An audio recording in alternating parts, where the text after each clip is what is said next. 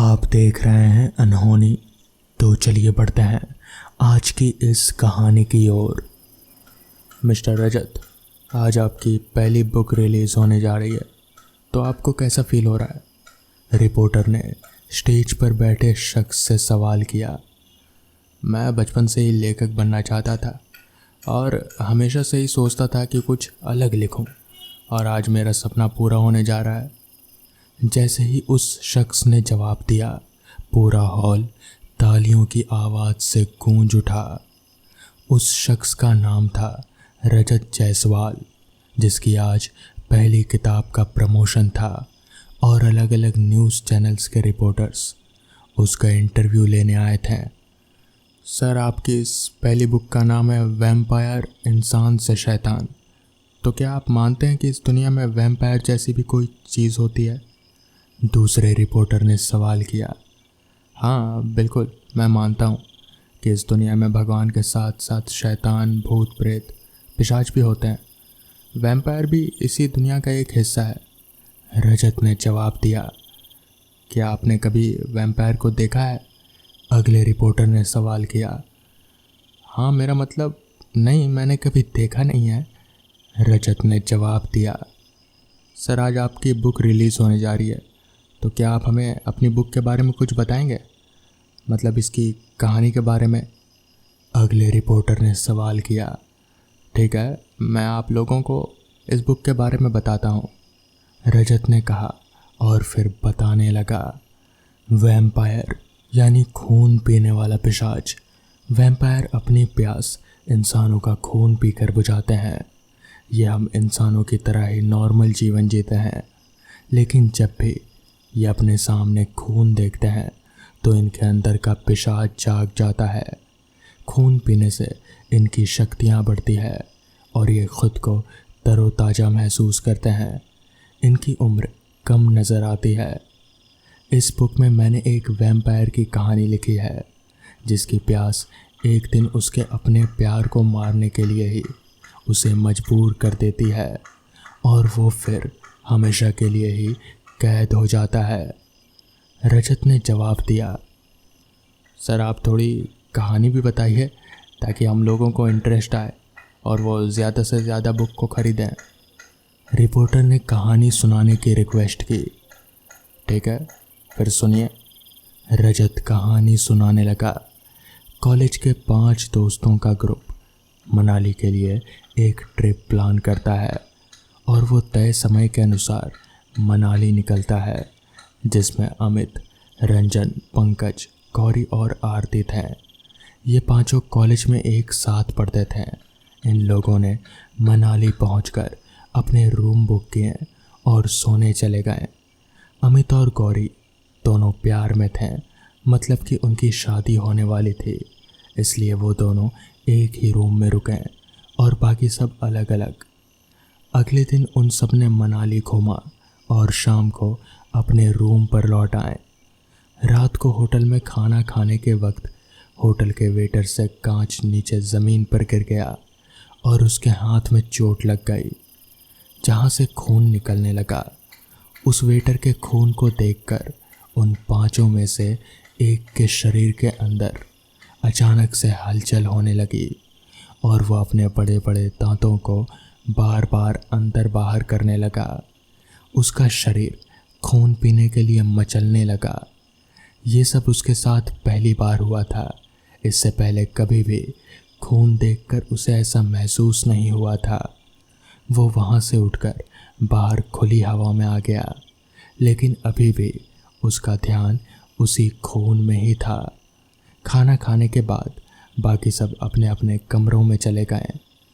रात के करीब 11 बजे के आसपास उस होटल से किसी के चिल्लाने की आवाज़ सुनाई दी, जिसे सुनकर सब उठकर बैठ गए। गौरी की आंख खुली तो उसने देखा कि अमित चुपचाप बिस्तर पर बैठा है। उसने चिल्लाते हुए कहा, अमित, अमित, तुमने वो आवाज़ सुनी? अमित ने खुद के मुंह को दूसरी तरफ करते हुए कहा, हाँ गौरी, सुनी होगा कोई, तुम परेशान मत हो, सो जाओ, मैं ज़रा वॉशरूम होकर आता हूँ। अमित इतना बोलकर वॉशरूम की तरफ चला गया। अगले दिन सुबह पता चला कि जिस वेटर से कांच टूटा था वो आज मरा हुआ मिला है और उसके गले में दोनों किले दांतों के निशान थे और ऐसा लगता है कि जैसे किसी ने उसका सारा खून पी लिया हो। यार, तुम लोगों ने सुना? उस वेटर की मौत हो गई यार। उसे देखकर ऐसा लगता है कि जैसे जैसे किसी वैम्पायर ने मारा हो, पंकज ने घूमते हुए कहा।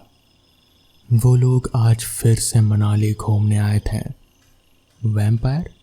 ये क्या होता है और तुम्हें कैसे पता कि उसे वैम्पायर ने ही मारा है? आरती ने सवाल किया। वैम्पायर खून पीने वाले पिशाच होते हैं जो इंसानों का खून पीते हैं। मैंने काफ़ी पढ़ा है इसके बारे में, पंकज ने जवाब दिया।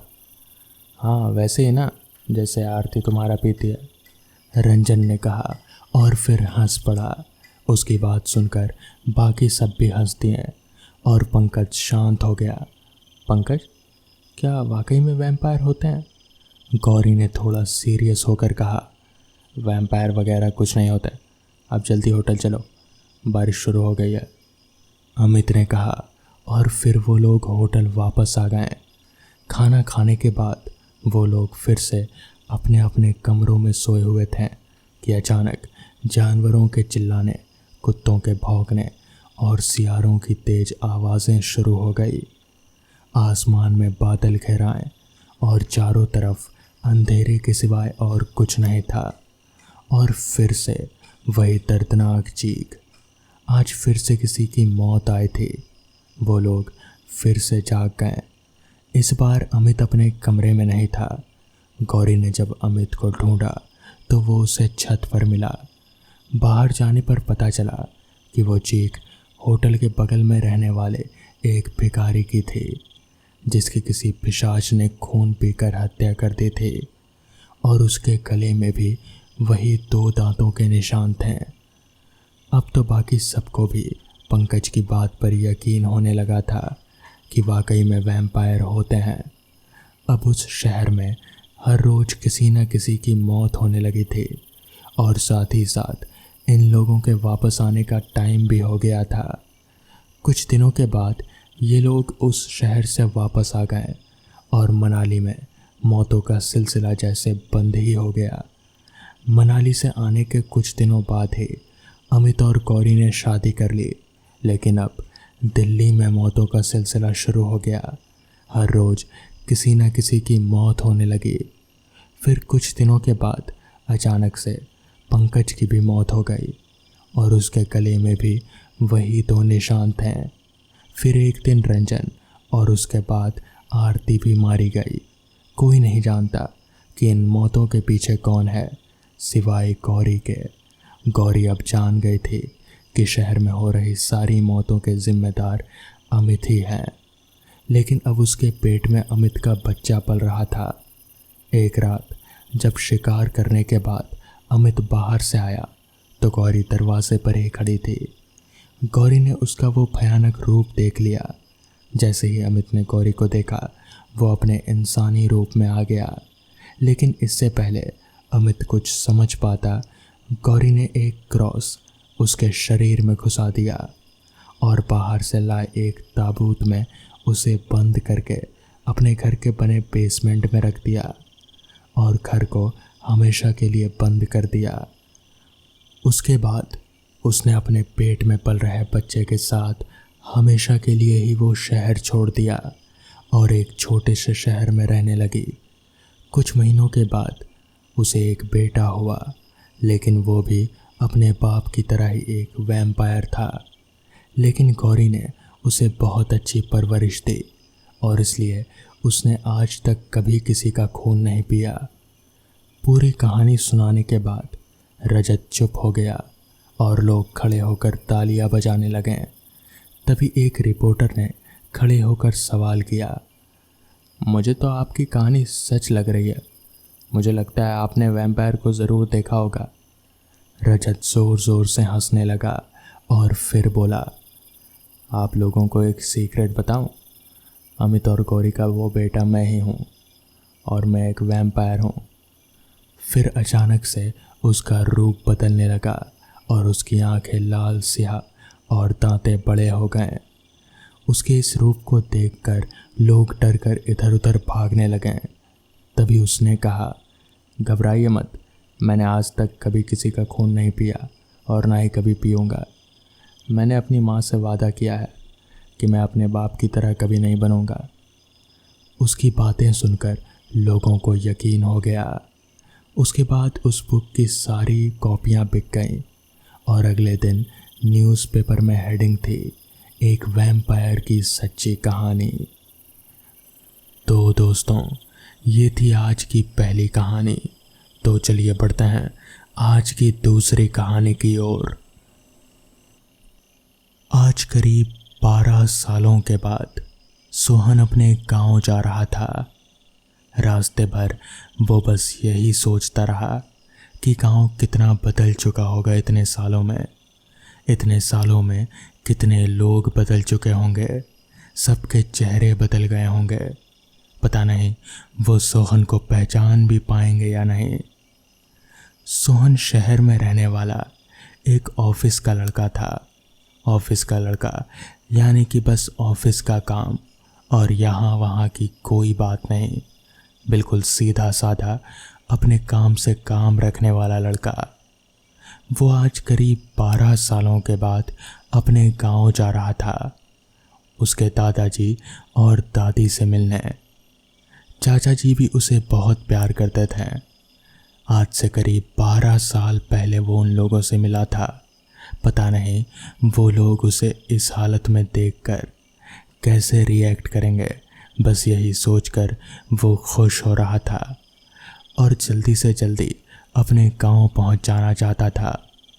ट्रेन रेंगती हुई धीमी रफ्तार में पटरियों पर आगे बढ़े जा रही थी। शायद कोई स्टेशन आने वाला था, मगर सोहन का स्टेशन तो अभी दूर था। ये सोचकर वो निश्चिंत होकर सीट पर सिर टिकाकर बैठ गया और आराम से खिड़की से आ रही ठंडी हवाओं का मज़ा लेने लगा। बोगी में उसके अलावा बस 1 या 2 लोग ही रहे होंगे, क्योंकि वक्त हो रहा था रात के 11:30 बजे का।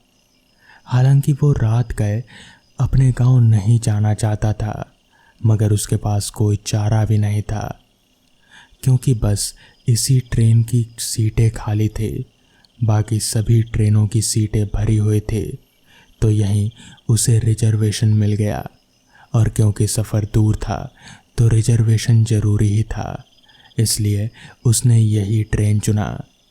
वो जब तक अपने गांव पहुंचेगा तब तक शायद रात के 1-1:30 बज चुके होंगे। और ठीक वैसा ही हुआ। सोहन के सोचे हिसाब से वो रात के करीब 1:15 बजे अपने गांव के स्टेशन पर उतरा। रात काफ़ी हो चुकी थी। उस स्टेशन पर सोहन के अलावा और कोई नहीं उतरा था। उसने नज़र घुमाकर चारों तरफ देखा। उसके अलावा कोई इंसान तो दूर, एक कुत्ता तलक भी नज़र नहीं आ रहा था। स्टेशन पर रोशनी भी बहुत कम थी। ट्रेन करीब 1 मिनट ही वहीं पर रुकी होगी और फिर वो भी रेंगती हुई आगे बढ़ गई। अब उस पूरे स्टेशन पर सोहन के अलावा और कोई नहीं था। सोहन बस अकेला वहीं पर खड़ा खड़ा नज़ारों को देखे जा रहा था। तभी सोहन ने अपने मन ही मन में कहा, यार 12 सालों में तो कुछ भी नहीं बदला। ये स्टेशन आज भी रात में उतना ही खाली रहता है जितना 12 साल पहले हुआ करता था। पता नहीं गांव बदला होगा या नहीं।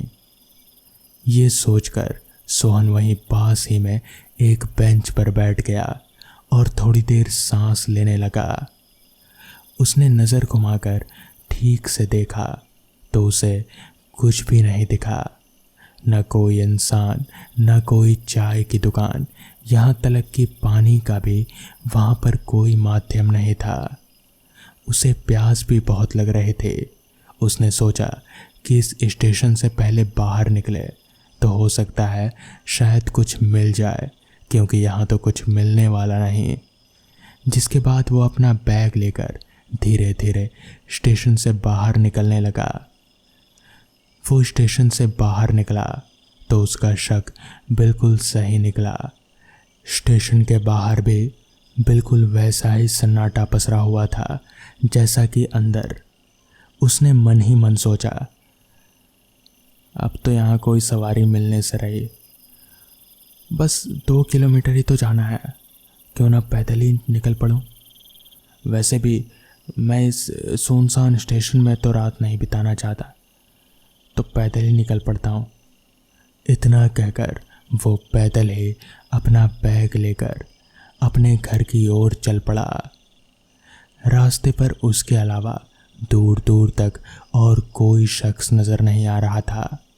रास्ते के दोनों तरफ सिर्फ घनी झाड़ियाँ थी। उसके अलावा ना कोई घर था और ना ही कोई दुकान। सोहन को बहुत प्यास लग रहे थे। उसका पानी का बोतल भी ख़त्म हो चुका था और पानी का कहीं और कोई ज़रिया उसे नज़र नहीं आ रहा था। वो किसी तरह बस रास्ते पर आगे बढ़े जा रहा था। वो मन ही मन सोच रहा था कि अगर कोई घर भी दिख जाए तो कम से कम वो पानी मांग कर पी सकेगा। इसी तलाश में वो बस रास्ते पर आगे बढ़े जा रहा था। हालांकि कहीं ना कहीं कुछ कुछ चीज़ें उसे बदली हुई सी नज़र आ रहे थे, इसलिए उसे डर था कि कहीं वो रास्ता ना भटक जाए, क्योंकि वो यहाँ आज से करीब 12 साल पहले आया था और 12 साल में याददाश्त कमज़ोर हो ही जाती है। जिसके बाद वो धीरे धीरे चलते हुए आगे बढ़ने लगा। अभी वो आगे बढ़ ही रहा था कि तभी उसे ऐसा महसूस हुआ कि जैसे कोई उसका पीछा कर रहा हो। सोहन थोड़ा घबरा सा गया, मगर वो पीछे मुड़कर देखना नहीं चाहता था, क्योंकि अगर वो ऐसा करता तो उसके पीछे जो भी है वो सतर्क हो जाता और सोहन ये नहीं चाहता था। उसे डर था कि कहीं कोई लुटेरा तो नहीं, इसलिए सोहन बस आराम से चलने की कोशिश कर रहा था और बस किसी तरह अपने डर को छुपाने की कोशिश कर रहा था। पीछे से वो कदमों की आवाज़ लगातार सोहन के कानों में आए जा रहे थे, मगर वो एक ही इंसान था। जो कोई भी था वो बस अकेला ही था, मगर सोहन को इस बात का डर था कि अगर उसके पास कोई हथियार हुआ तो। बस इसीलिए वो आगे बढ़ता रहा और पीछे मुड़ने की उसने कोशिश नहीं की। उसने अब अपने चलने की रफ्तार काफ़ी तेज कर दी, मगर वो पीछे जो कोई भी था वो भी सोहन का पीछा नहीं छोड़ रहा था। वो भी उसके पीछे पीछे आए जा रहा था। ये सिलसिला चलते हुए अब काफ़ी वक्त हो चला था। सोहन को समझ नहीं आ रहा था कि पीछे जो कोई भी है वो सामने आकर सोहन से बात क्यों नहीं करता। यानी कि अगर वो एक लुटेरा है तो सोहन के सामने आकर उसे लूटता क्यों नहीं। बस उसके पीछे पीछे चलना, इसका क्या मतलब हुआ। सोहन को कहीं ना कहीं अब शक हो रहा था, इसलिए वो एकदम से रुका और उसने झटके से पीछे मुड़कर देखा, मगर उसके पीछे वहाँ पर कोई नहीं था। उसे कुछ समझ नहीं आ रहा था कि आखिर अगर पीछे कोई है नहीं तो तब से ये कदमों की आवाज़ कैसे आ रही है।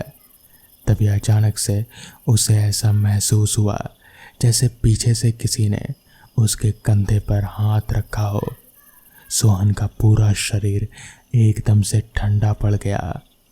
वो हाथ जिसका भी था बिल्कुल बर्फ की तरह ठंडा था। सोहन एकदम से पीछे मुड़ा, मगर पीछे का नज़ारा देखकर उसके पैरों तले की ज़मीन खिसक गई, क्योंकि पीछे कोई इंसान था ही नहीं, बल्कि बस एक कटा हुआ हाथ था जिसने सोहन के कंधे को पकड़ रखा था। डर के मारे वो झटक कर एकदम से नीचे गिर गया। वो कटा हुआ हाथ अभी भी हवा में तैर रहा था। सोहन को कुछ समझ नहीं आ रहा था कि आखिर ऐसा कैसे हो सकता है। एक कटा हुआ हाथ इस तरह से हवा में कैसे तैर सकता है। उसे कुछ समझ नहीं आ रहा था। उसने जैसे तैसे अपने आप को संभाला, अपना सामान लिया और वहाँ से तेजी से दौड़ लगा दी। भागते भागते वो जैसे तैसे गांव पहुंचा। जिसका भी घर उसे सामने दिखा वो उसी के घर में घुस गया और उन घर वालों को पूरी बात बताई। पूरी रात वो वहीं रुका रहा और अगली सुबह ही वो अपने घर पहुंचा। मगर वो सब क्या था, वो आज तक सोहन को समझ नहीं आया। तो दोस्तों, ये थी आज की कहानियाँ।